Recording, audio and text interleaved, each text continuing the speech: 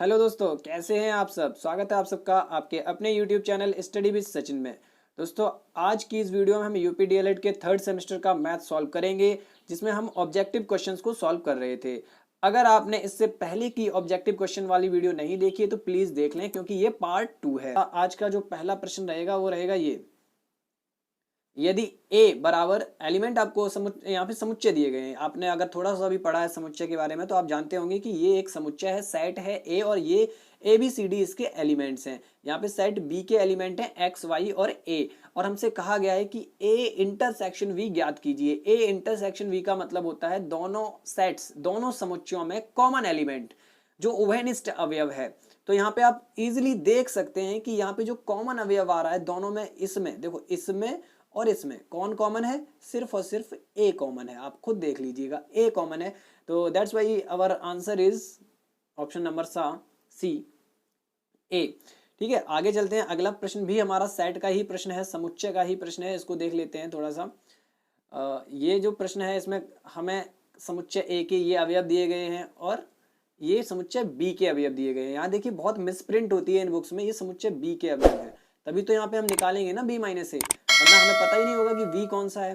तो दोस्तों यहाँ पर हमसे b माइनस ए पूछा गया है, और अभी मैंने सेट्स नहीं पढ़ाया है, कोई बात नहीं, फिर भी मैं थोड़ा बहुत यहाँ समझा देता हूँ कि जब भी हम b माइनस ए निकालेंगे, जब भी हम b माइनस ए निकालेंगे या a माइनस बी निकालेंगे, तो आपको ऐसे याद रखना है कि जो शुरू में दिया गया है, जैसे यहाँ पे दिया गया है a, इस जगह देखो a में से b के एलिमेंट आपको घटाने हैं, a में से b के घटाने हैं। और देखिए ध्यान से सुनिएगा मेरी बात को, ए में से बी को घटाकर जो आंसर आएगा आप सिर्फ ए के लिखेंगे, जो बचे हुए हैं घटने के बाद जो बचे हुए हैं ना ए के, वो लिखेंगे।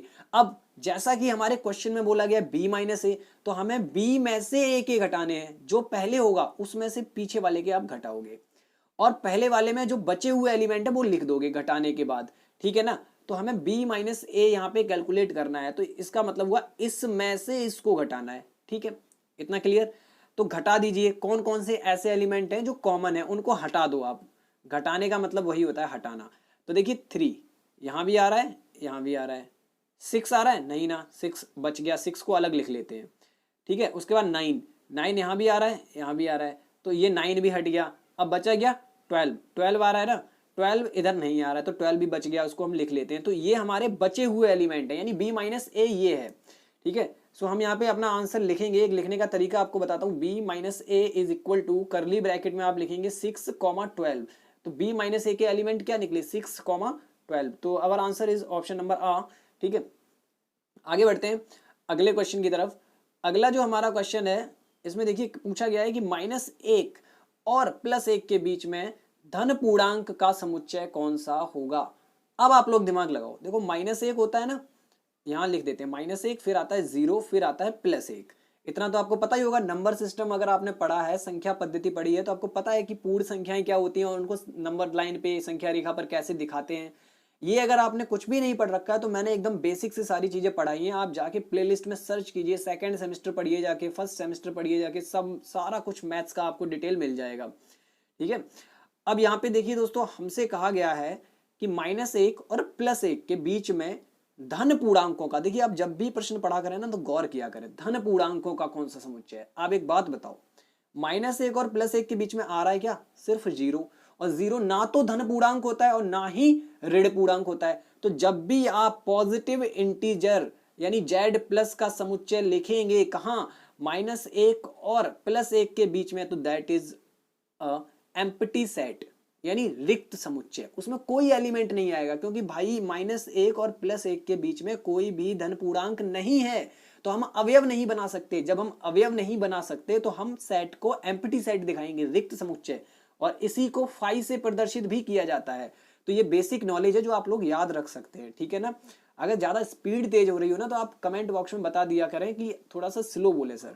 ठीक है, आगे बढ़ते हैं नेक्स्ट क्वेश्चन की तरफ। समुच्चय ए बी का एक समुच्चय है, तो ए बी यानी बी ए, तो हमारा आंसर ये वाला भी, ये वाला ही करेक्ट है, भी नहीं सॉरी, ये वाला ही करेक्ट है। आगे बढ़ते हैं नेक्स्ट क्वेश्चन की तरफ। नेक्स्ट हमारा क्वेश्चन है, देखिए इसमें पूछा जा रहा है कि अंग्रेजी वर्णमाला में अक्षरों का कौन सा समुच्चय है। तो एज यू नो कि जब, देखिए यहाँ पे हम बात कर लेते हैं, जब समुच्चय में कोई भी अवयव ना हो तो उसको रिक्त समुच्चय कहते हैं। जब समुच्चय में एक अवयव हो तो उसको एकल समुच्चय, यूनिट सेट या फिर एक समुच्चय कहते हैं। जब समुच्चय में बहुत सारे अवयव हों जिनकी संख्या हम काउंट नहीं कर सकते, जो अनलिमिटेड हैं, तो तभी लिखा हुआ है असीमित समुच्चय। और जब समुच्चय में ऐसे अवयव हैं जिनको हम काउंट कर सकते हैं, एक लिमिटेड एलिमेंट्स हैं, तो हम बताएंगे वहां पे सीमित समुच्चय। अब क्वेश्चन की बात करते हैं, अंग्रेजी वर्णमाला में अक्षरों का कौन सा समुच्चय है? तो as you know English alphabet जो होते हैं वो 26 होते हैं, तो यू कैन इजिली से दिस इज लिमिटेड सेट, ठीक है, सीमित समुच्चय है ये। आगे बढ़ते हैं अगले क्वेश्चन की तरफ। अगला हमारा क्वेश्चन है एक्स बिलोंग्स टू ए का अर्थ क्या है? सिंपल सा अर्थ है दोस्तों, इसका मैं आपको बता देता हूं। इसका मीनिंग होता है कि x किसी भी सेट, किसी भी समुच्चय A का अवयव है। तो इसका मतलब हुआ सा विकल्प सही है, x समुच्चय A का अवयव है, ठीक है ना।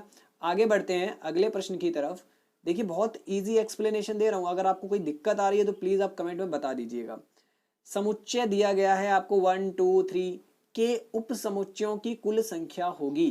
तो देखिए दोस्तों वैसे संख्या तो होगी 8। अब आप निकालेंगे कैसे? निकालेंगे ऐसे 1 2 3। देखो उप समुच्चय होते क्या है, ये हमारा समुच्चय दिया गया, मान लो कोई भी ये सेट ए दिया गया है 1 2 3 जो कि हमारे क्वेश्चन में दिया गया है। इस समुच्चय से आप कितने समुच्चय बना सकते हैं उसके अवयवों को निकाल कर। तो देखो सबसे पहले एक चीज याद रखना भाई, उप समुच्चय में सबसे पहला समुच्चय होता है फाई, रिक्त समुच्चय, ठीक है।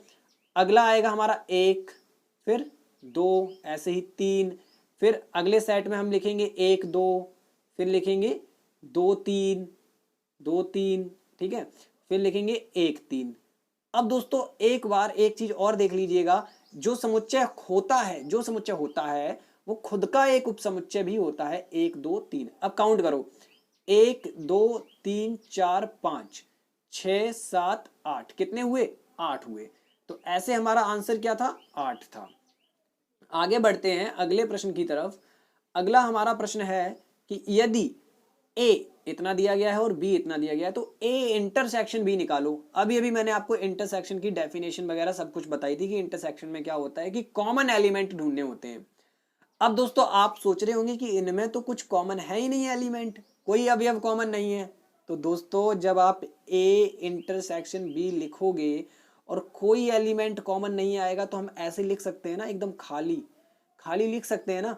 तो मैंने आपको बोला था कि इसको बोलते हैं रिक्त समुच्चय और इसी को हम प्रदर्शित करते हैं फाई से।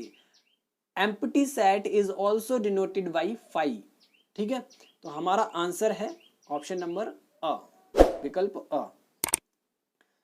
अब देखिए यहाँ पे हम समुच्चय के प्रश्नों को खत्म करके चलते हैं गुणनखंड की ओर। गुणनखंड आप लोगों ने बहुत इजीली बहुत जगह पढ़ रखे होंगे, ठीक है, बहुत सारी क्लासेस में आपने गुणनखंड पढ़े होंगे। तो मैं यहाँ पे आपको बताता हूँ कि जब गुणनखंड ऑप्शन में आए, ठीक है, तब उनको कैसे सॉल्व करना है। कोई उनको गुणनखंड करना नहीं है आपको। फिर आपको पता क्या करना है, आपको देखना है कि लास्ट वाला कैसा है, पॉजिटिव है, लास्ट नंबर कैसा है, पॉजिटिव है। अब ये देखो आप अपने ऑप्शन में ये देखो कि कैसे ये 7 पॉजिटिव आएगा। देखो -1 है यहाँ पे, यहाँ देखो -1 है और यहाँ +7 है। गुणा करेंगे तो प्लस का 7 आएगा, नहीं आएगा। यहाँ गुणा करेंगे तो प्लस का 7 आएगा, नहीं आएगा। प्लस का 7 आएगा यहाँ पे और यहाँ पे। देखो यहाँ -1 है या -7 है तो प्लस का 7 आएगा, जाहिर सी बात है। यहाँ भी दोनों प्लस के हैं तो प्लस का 7 आएगा। अब दोस्तों यहाँ पर हमारे पास ऑप्शन बचे हैं सिर्फ 2, बाकी 2 ऑप्शन ऊपर के कट गए, नीचे के 2 ऑप्शन बचे हैं सा और दा। अब आपको देखना है कि -8 कैसे आएगा, -8x। तो आप देखिए ध्यान से कि जब -7 का x में गुणा करेंगे तो -7x हो जाएगा और -1 का x में गुणा करेंगे तो -x आएगा। अब माइनस और माइनस होता है जोड़, तो यहाँ पे हो जाएगा -8x। अब बताओ भाई आपको समझ में आया क्या ये तरीका? यहाँ पे आएगा -8, यानी यही विकल्प सही है, इसी को गुणा करके हम ये ला सकते हैं। अब दूसरी चीज मैं आपको बता दूं कि जब आप ये प्रैक्टिस करेंगे ना तब आपको जल्दी आ जाएगा कि ये हमारा कैसे ऑप्शन से हम इसको सॉल्व कर सकते हैं। ऐसे ही दोस्तों मैं अगले क्वेश्चन को भी ऑप्शन से ही सॉल्व करा दूंगा। देखिए ध्यान से, यहाँ पे हमें लाना है -15। तो भाई यहाँ देखो 3 त्रिका 9, ये तो ऑप्शन ही नहीं है। 3 पचे 15, ये मे भी पॉसिबल है लेकिन मैं ये नहीं कह रहा हूँ ये सही है।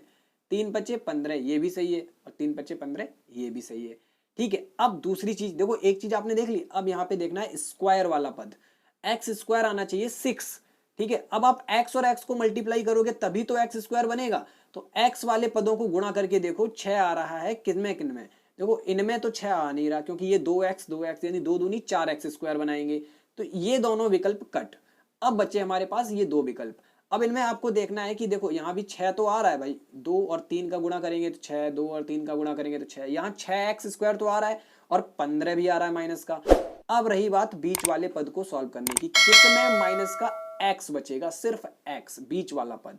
कौन सा वाला, बीच वाला पद, माइनस का x। ठीक है, तो माइनस का x किस में बचेगा, तो इतना तो आप दिमाग लगा सकते हो मेरे भाई कि जब देखो, जब आप इतना सॉल्व कर चुके हो तो इतना दिमाग जरूर लगा लोगे कि जब हम 5 दूनी करेंगे तो आएगा 10x, लेकिन चिन्ह आएगा 5 के साथ माइनस का है, इसलिए माइनस का 10x आ गया।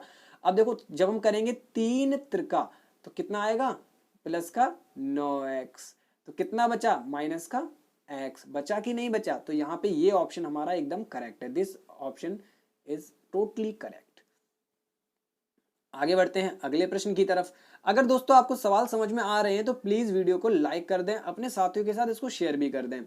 देखिए दोस्तों, अब इसके हमें करने हैं गुणनखंड, वही सवाल फिर से दोहरा दिया है, और ये आप कैसे कर सकते हैं ये आपको बताऊंगा। आप इसको बहुत जल्दी कर सकते हैं, अगर आपकी थोड़ी सी भी प्रैक्टिस है तो आप इसको विकल्प की सहायता से बहुत जल्दी सॉल्व कर सकते हैं। आप पहले विकल्प से उठाना शुरू करें और ध्यान रखें कि यहाँ प्लस प्लस है, तो माइनस वाले का होल स्क्वायर खोलते हैं तो उसमें प्लस आता ही नहीं है, इसका खोलेंगे तब भी प्लस नहीं आएगा, तो ये दोनों तो वैसे ही कट हो गए, बचे ये दोनों।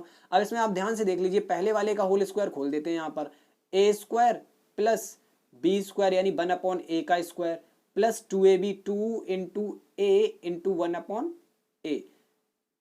ठीक है, a और a हो गया हमारा यहाँ पे कैंसिल, बचा क्या, बचा हमारे पास, देखो ध्यान से, बचा हमारे पास a square plus 1/a square plus 2, यानी यही वाला विकल्प सही है, बस ये 2 बीच में लिखा हुआ है और जोड़ में हम नंबर्स को आगे पीछे लिख सकते हैं, उसमें कोई दिक्कत नहीं है।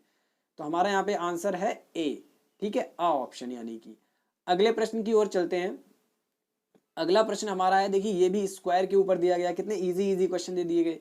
ये इसका स्क्वायर निकालना है, तो दोस्तों आप इसका 2 बार गुणा करेंगे आपको स्क्वायर मिल जाएगा। अगर आपको ट्रिक जाननी है तो ट्रिक ये कहती है कि जिस भी नंबर के लास्ट में 5 आ रहा हो, जिस भी नंबर के लास्ट में 5 आ रहा हो, आप उसके 5 को छोड़ दें। ठीक है, अब ये 5 आ रहा है, 5 का हमने स्क्वायर लिख लिया 25, ये आपको प्रोसेस करनी है, 5 को छोड़ के, मतलब 5 का स्क्वायर लिख लिया 25, अब 5 को छोड़ दिया हमने। अब 5 के बाद जो संख्या बची है उससे एक आगे जाओ, जो संख्या बची है, कितनी बची, 10। ठीक है, उससे एक आगे गए यानी 11, और इन दोनों का कर दो गुणा, मतलब जो संख्या बची है उसमें उससे एक ज्यादा का गुणा कर दो, 10 में 11 का गुणा करना है, तो 11 दही 110। कितने अंक बाद दशमलव आएगा, किसी भी संख्या में, देखो जब आप स्क्वायर करते हो तो संख्या का 2 बार गुणा करते हो, तो यहाँ 0.5 यानी 2 अंक के बाद आएगा दशमलव। ठीक है, तो आपका आंसर आ जाएगा 110.25, 110.25। ठीक है, तो ये हमारा आंसर यहाँ पे करेक्ट है, बा ऑप्शन वाला। चलिए नेक्स्ट क्वेश्चन की ओर बढ़ते हैं। नेक्स्ट क्वेश्चन में देखिए दोस्तों, हमसे बोला गया है कि इसको संक्षिप्त रीति से हल करना है, संक्षिप्त यानी कि एकदम शॉर्ट मेथड से। तो शॉर्ट मेथड से हल करना आपको भी आना चाहिए भाई। देखो ये पद लिखे हुए हैं अलग अलग, इन सब में 5.41 कॉमन है कि नहीं। अब बचा क्या, 4.36 माइनस 3.23, ठीक है, माइनस 1.13, तो ये बचा।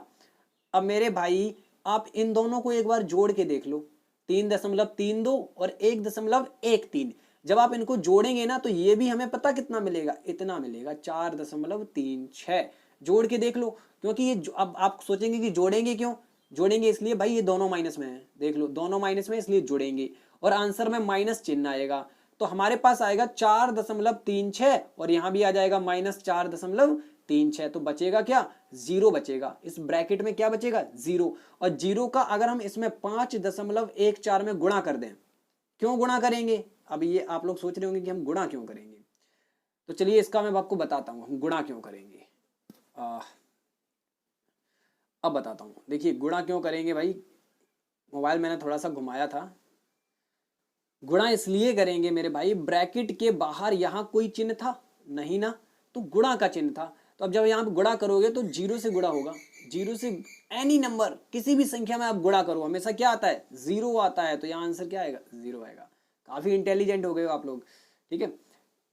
ये क्या हो गया भाई, चलो आगे बढ़ते हैं।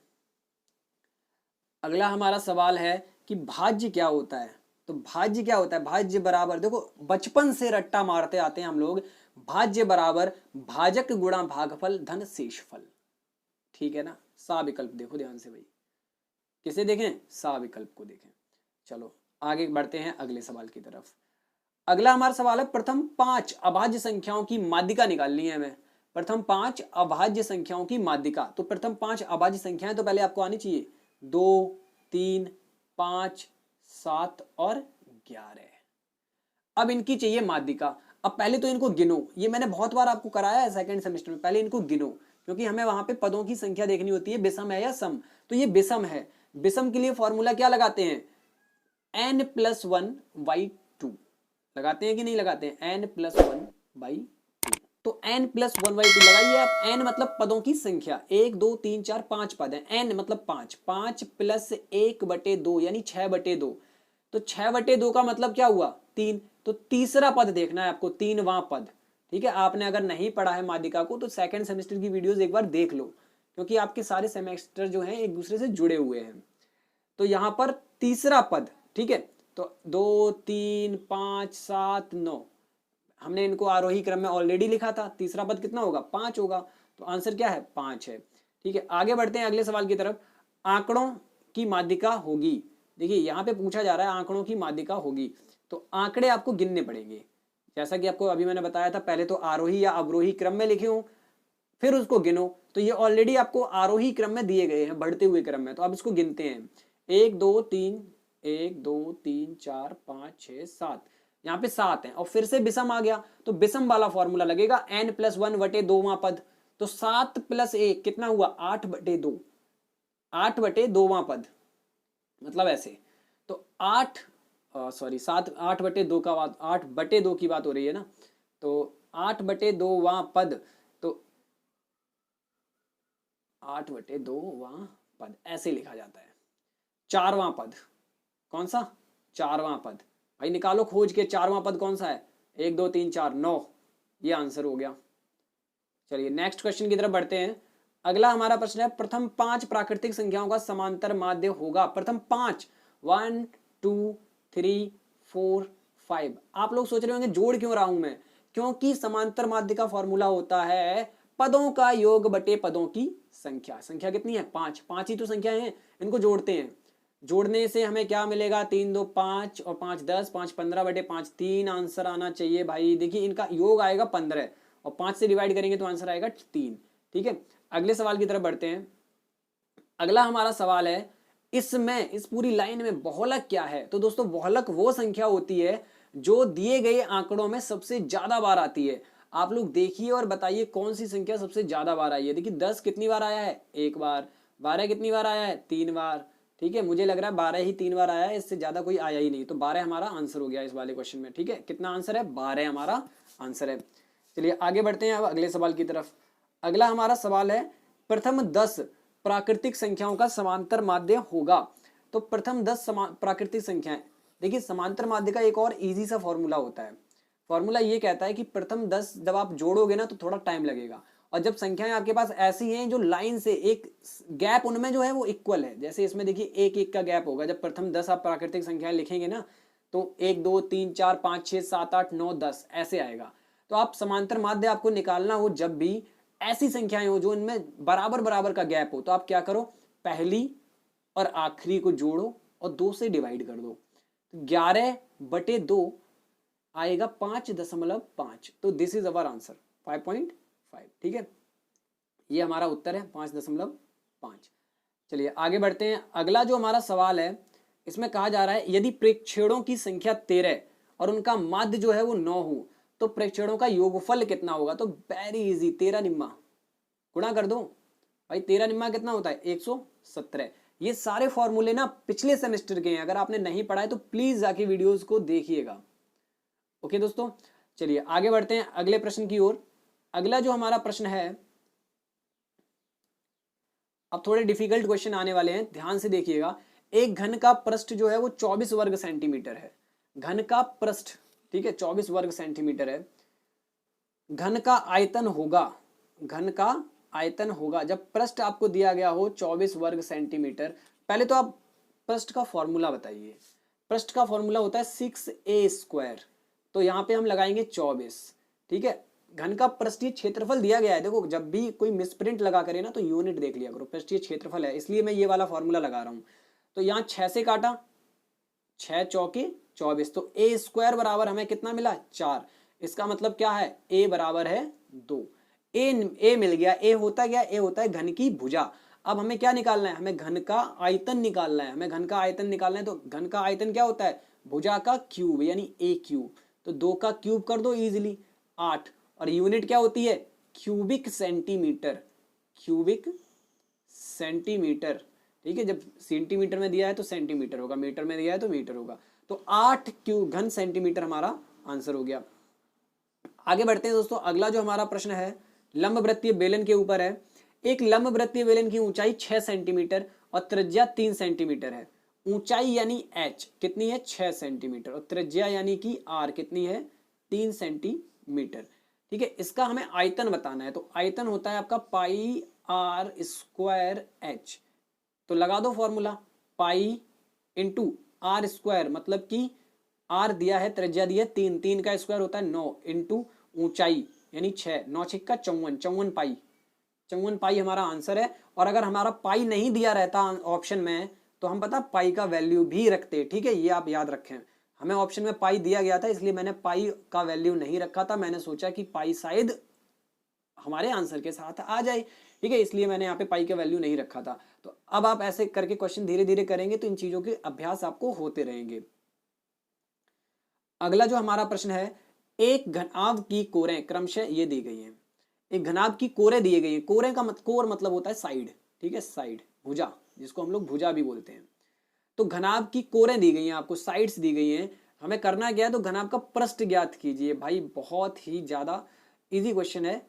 पृष्ठ क्या होता है घनाभ का, पृष्ठीय क्षेत्रफल आपने निकाला है कभी घनाभ का, ना निकाला ही नहीं होगा, आप लोग क्यों निकालोगे। देखिए फॉर्मूला हमारा क्या होता है, 2 गुणा L into b, l b plus b h plus h into L.